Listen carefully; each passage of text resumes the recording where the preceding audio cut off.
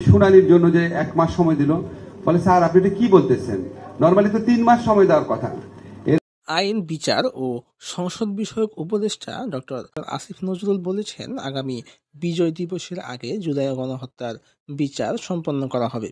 শনিবার রাজধানীর কৃষিবিদ ইনস্টিটিউটের সংস্কার নিয়ে জাতীয় সংলাপে তিনি এই কথা বলেছেন। লিডারদের বিচার হয়েছিল, সেই তো তাদের লয়ার ছিল, তাদের কাউকে হাত করা পাওয়া হয়নি তখন। তো অনেকে হয় কি আমাদের স্মৃতিতে থাকে না, আমরা একটু ইমপেশেন্ট হয়ে যাই, স্বাভাবিক ব্যাপার। আর শেখ হাসিনার আমলে গুম-খুন ও জুলাই আগস্ট হত্যা বিচারের চ্যালেঞ্জ নিয়ে দ্বিতীয় দিনের মতো শুরু হয় এই সংলাপ। নজরুল এই সময় বলেন, আন্তর্জাতিক অপরাধ ট্রাইব্যুনালের বিচারক ছিল না, তদন্ত কর্মকর্তা ছিল না। 1 সপ্তাহের মধ্যে প্রসিকিউশন টিম করা হয়েছে। তড়িঘড়ি করে বিচারকে প্রশ্নের মুখে ফেলা যাবে না। বিচার নিয়ে কোনো গাফিলতি করা হবে না। নিশ্চিত করে বলতে চাই, বিচার প্রক্রিয়া কোনো দেরি হচ্ছে না। আসিফ নজরুল এ সময় আরও বলেছেন, সব বিচার করবে আইন বিভাগ, কোনো গাফিলতি হবে না। হাসান মাহমুদ, ওবায়দুল কাদেরের মতো বদমাশরা কেন পালিয়ে গেল, স্বরাষ্ট্র উপদেষ্টাকে সেই প্রশ্ন করা হবে। ওটা খুব জটিল, ওটা এইভাবে সম্ভব না।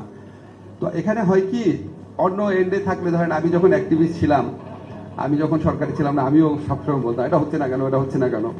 এই হচ্ছে না কেন প্রশ্নগুলা থাকা উচিত। থাকলে আমরা উত্তরটা পাই, মানুষের মনে কনফিউশন দূর হয়।